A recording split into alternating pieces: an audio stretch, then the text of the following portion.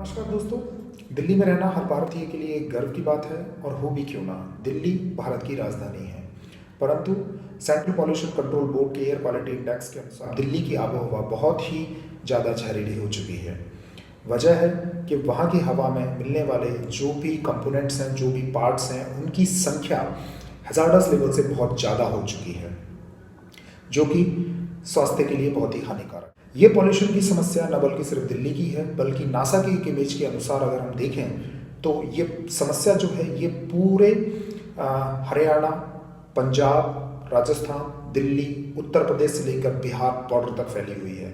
यानी कि इस धुएं का, यानी कि इस पॉल्यूशन का एक पूरा का पूरा गुब्बारा पूरे के पूरे गंगा के मैदान को कवर किए हुए है। ये बहुत ही एक सीवियर प्रॉब्लम है। वहाँ पे रहने वाले प्राणियों के लिए हेल्थ की प्रॉब्लम है। इसके अलावा इसकी समस्या, इससे जो होने वाले इम्पैक्ट्स हैं उनमें ट्रांसपोर्टेशन पे काफ़ी इम्पैक्ट पड़ता है, क्योंकि जो अगर इस तरीके से अगर एक फॉग क्रिएट हो जाता है, एक धुएं का गुब्बार इकट्ठा हो जाता है, तो विजिबिलिटी यहाँ पर कम हो जाती है। विजिबिलिटी कम होने की वजह से एक्सीडेंट्स काफ़ी होते हैं, जिससे जान माल का नुकसान होता है। इसके अलावा अगर ऐसी स्थिति बनती है तो इकोनॉमिक प्रॉब्लम बहुत ज़्यादा क्रिएट होती है, क्योंकि अगर वहाँ पर रहने वाले प्राणियों के स्वास्थ्य पर असर पड़ेगा तो प्रोडक्टिविटी लेवल यहाँ पे कम होता है। ऑफिस को बंद रखना पड़ता है, जिससे कि प्रोडक्शन आपका करीब करीब रुक जाता है। इसके अलावा एजुकेशनल इंस्टीट्यूशंस और अदर वेलफेयर इंस्टीट्यूशंस पर फ़र्क पड़ता है, क्योंकि ज़्यादा जहरीला होने की वजह से इन इंस्टीट्यूशंस को बंद कर दिया जाता है। जैसा कि अभी हमने दिल्ली में देखा कि वहाँ पर जो स्कूल्स हैं उनको एक सर्टेन टाइम के लिए बंद कर दिया है। इसके अलावा अगर स्थिति बहुत ज़्यादा अगर इस तरीके से बिहेवियर रही और लंबे समय तक बिहेवियर रही तो ऐसी जगहों से माइग्रेशन भी देखने को मिल सकता है।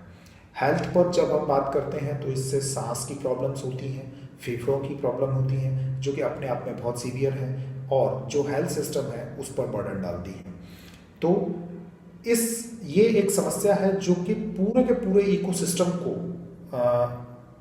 प्रॉब्लम करती है। पूरे के पूरे इकोसिस्टम यहाँ पे डिसफंक्शनल हो जाता है एक तरीके से देखा जाए तो। तीसरी, इसके अलावा जो दूसरी चीज़ें हैं उनमें ये है कि अगर ये गुब्बारा रहेगा तो जो हमारे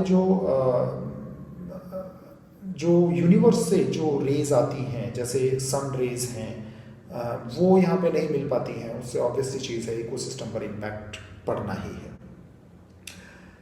तो ये जो पूरी समस्या है, इस समस्या के पीछे इतने सारे जब नुकसान हैं तो हम जब देखें कि इसके पीछे के कारण क्या हैं, तो कारण यहाँ पे काफ़ी सारे हैं। जो सबसे प्रमुख कारण है वो है स्ट्रॉ बर्निंग।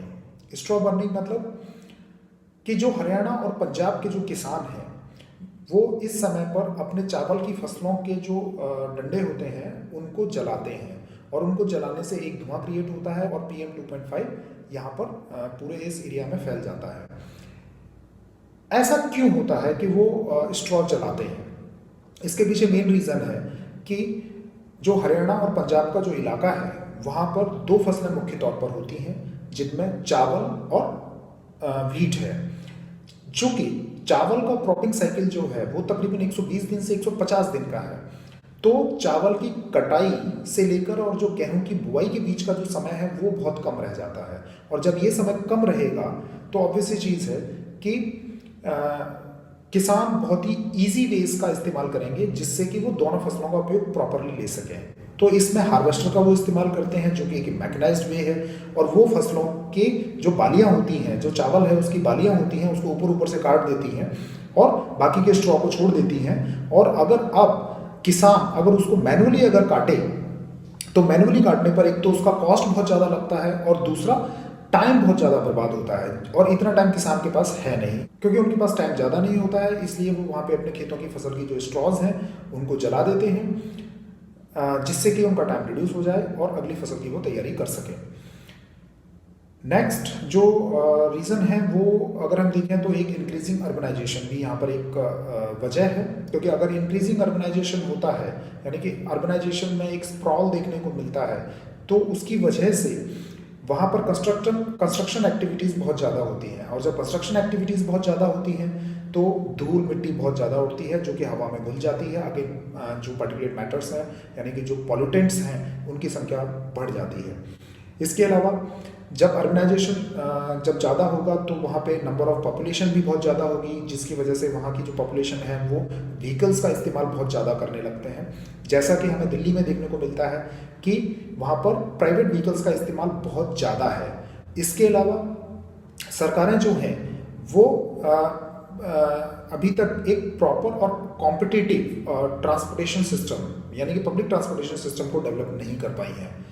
ये भी एक बहुत बड़ा रीज़न है इस पॉल्यूशन के ऊपर, क्योंकि अगर कॉम्पिटिटिव पब्लिक ट्रांसपोर्टेशन सिस्टम अगर डेवलप होता है तो लोग पर्सनल व्हीकल्स का इस्तेमाल कम करने लगेंगे। इसके अलावा कोल बेस्ड पावर प्लांट्स का ओपनिंग है इस पूरे रीजन में। यहाँ पे तो उनकी वजह से जो उनकी चिमनियों से निकलने वाला धुआं है वो भी पार्टिकुलेट मैटर्स के थ्रू वहाँ की हवा को पूरा गंदा करता है। तो ये जो समस्याएं हैं, इन समस्याओं के बाद गवर्नमेंट इस पर अब क्या एक्शन लेती है, क्या ले चुकी है अब तक। तो अगर हम देखें तो दिल्ली गवर्नमेंट ने पिछले साल ऑड एंड इवन यहाँ पे चालू किया था। ऑड एंड इवन हालांकि बहुत ही एक दिल्ली लोकलाइज्ड एक मेजर है। हालांकि ये समस्या जब दिल्ली बेस्ड नहीं है तो ये उतना इफेक्टिव है भी नहीं। हालांकि ये एक इफेक्टिव मीन हो सकता है व्हीकल्स के यूज़ को रिड्यूस करने का। इसके अलावा दूसरा है बैन ऑफ डीजल व्हीकल, जो कि लास्ट ईयर हमें देखने को मिला कि एनजीटी ने पूरे रीजन में डीजल व्हीकल को बैन कर दिया था।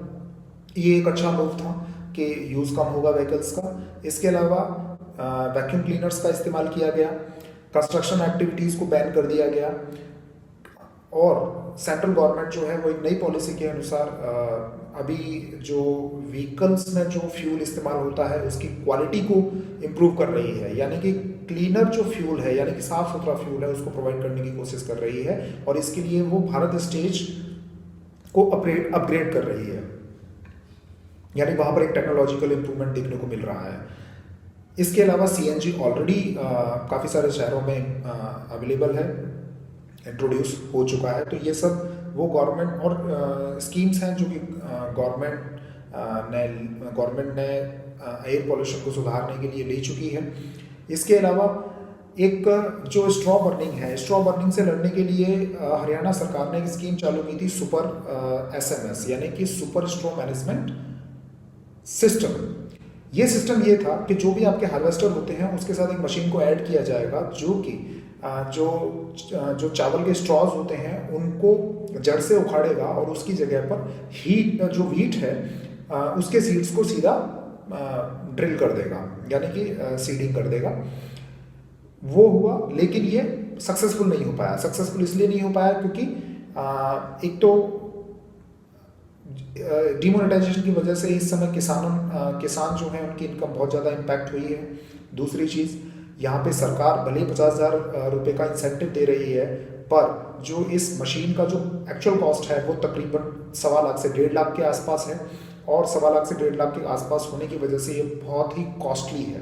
तो एक तो इनकम नहीं है, इस वजह से ये स्कीम बहुत ही ज़्यादा यूज़फुल साबित नहीं हो पाई है। इसके अलावा गवर्नमेंट ने काफ़ी कोर्सिव एक्शंस लिए हैं, यानी कि काफ़ी सारे नोटिस यहाँ पे इशू किए गए थे कि भाई आप जो किसान हैं वो स्ट्रॉ को बर्न नहीं करेंगे, अगर करेंगे तो उन पे प्यूनिटिव एक्शन लिया जाएगा। और हरियाणा सरकार ने ऐसा किया भी है, तकरीबन 1100 किसानों के पर यहाँ पे प्यूनिटिव एक्शन लिया गया है, पर उसके बाद भी ये समस्या जस की तस बनी हुई है।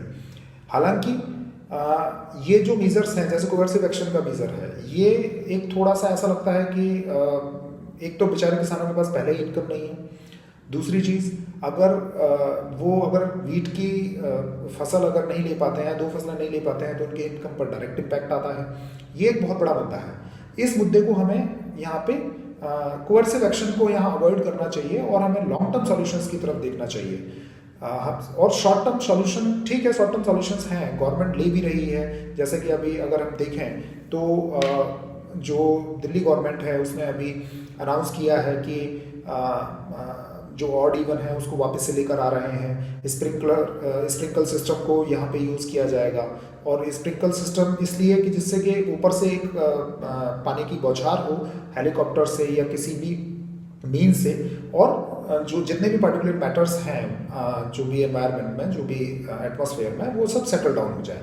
तो ये कुछ शॉर्ट टर्म मेजर्स हैं, पर इन शॉर्ट टर्म मेजर्स के अलावा हमें लॉन्ग टर्म मेजर्स को भी यहाँ पे इन्वॉल्व करना होगा, जिनमें जो सबसे मेन जो रीज़न है वो ये है कि एक गवर्नमेंट्स के बीच में कॉपरेशन होना बहुत इंपॉर्टेंट है, और यहाँ पे सेंट्रल और स्टेट डायलॉग बहुत इंपॉर्टेंट हो जाता है, क्योंकि जो सेंट्रल गवर्नमेंट है और हरियाणा, पंजाब, उत्तर प्रदेश, राजस्थान, दिल्ली, तो ये बहुत सारी गवर्नमेंट्स हैं जो जिनकी वजह से प्रॉब्लम क्रिएट हो रही है, ये सब एक साथ बैठे हैं, एक कॉपरेशन में आए और इस सॉल्यूशन का समाधान करें। इसके अलावा जो दूसरा सॉल्यूशन यहाँ पे हो सकता है वो ये है कि फार्मर्स को इंसेंटिवाइज किया जाए कि वो सुपर एसएमएस जैसी टेक्निक्स का इस्तेमाल करें, जिससे कि इस तरीके के क्रॉप बर्निंग का इशू ही न बने। इसके अलावा सरकारें ये कर सकती हैं कि वहाँ पर इलेक्ट्रिसिटी जनरेशन प्लांट्स लगा सकती हैं जो कि बायोमास से इलेक्ट्रिसिटी जनरेट करें, और उसमें जो ये राइस की जो स्ट्रॉज हैं इसका यूज़ बहुत आसानी से किया जा सकता है। इसके अलावा इनका इस्तेमाल पेपर मेकिंग में भी किया जा सकता है, तो पेपर मेकिंग जो प्लांट्स हैं, जो इंडस्ट्रीज़ हैं, उनको यहाँ पे प्रमोट किया जा सकता है, जिससे कि एक तो फार्मर्स की इनकम भी यहाँ पे बढ़ेगी, और फार्मर्स की जब इनकम बढ़ेगी तो उसको भी विन विन सिचुएशन बनेगा, और पॉल्यूशन से भी लड़ना होगा, और एक इंडस्ट्री डेवलप होगी जहाँ पे एम्प्लॉयमेंट भी जनरेट होगा। इसके अलावा जैसा कि अभी पहले हमने बात की थी कि जो इसके प्रमुख कारणों में है वो है क्रॉपिंग साइकिल, यानी कि जो राइस का जो क्रॉपिंग साइकिल है वो तकरीबन 120 से 150 दिन का है। तो हमें एग्रीकल्चरल रिसर्च को यहाँ पे इंटेंसिफाई करने की ज़रूरत है, और ऐसी वैराइटीज़ को डेवलप करना होगा जिनके क्रॉपिंग साइकिल रिड्यूस हो जाए, यानी कि 120 दिन से कम हो जाए, जिससे कि किसानों को एक टाइम मिले और वो इन जो ये स्ट्रॉज हैं इनको जलाने की बजाय इनको काटें। तो इसके अलावा जो दूसरे जो अदर रीज़न हैं जो कि पर्सनल लेवल पे इस्तेमाल किए जा सकते हैं वो है कि आप एयर प्यूरीफायर्स का इस्तेमाल कीजिए, मास्क का इस्तेमाल कीजिए जब ऐसी स्थितियाँ बनती हैं, तो क्योंकि मेन जो इशू है वो पार्टिकुलेट मैटर्स यानी PM 2.5 को रोकना है आपके शरीर के अंदर जाने से। और सरकारें यहाँ पर एक और काम कर सकती हैं कि जितने भी जो इंडस्ट्रीज़ हैं जहाँ से धुआं निकलता है, जहाँ से जो प्रॉब्लम्स, जहाँ से जो पार्टिकुलेट मैटर्स PM 2.5 जनरेट होता है, वहाँ पर एयर प्यूरीफायर मशीन्स का इस्तेमाल हो सकता है या फिल्टर्स का इस्तेमाल हो सकता है, और जो कंस्ट्रक्शन साइट्स हैं वहाँ पर नेट का इस्तेमाल हो सकता है, जिससे कि जो जितना भी धूल के कण है PM 2.5 है वो वातावरण में न फैले।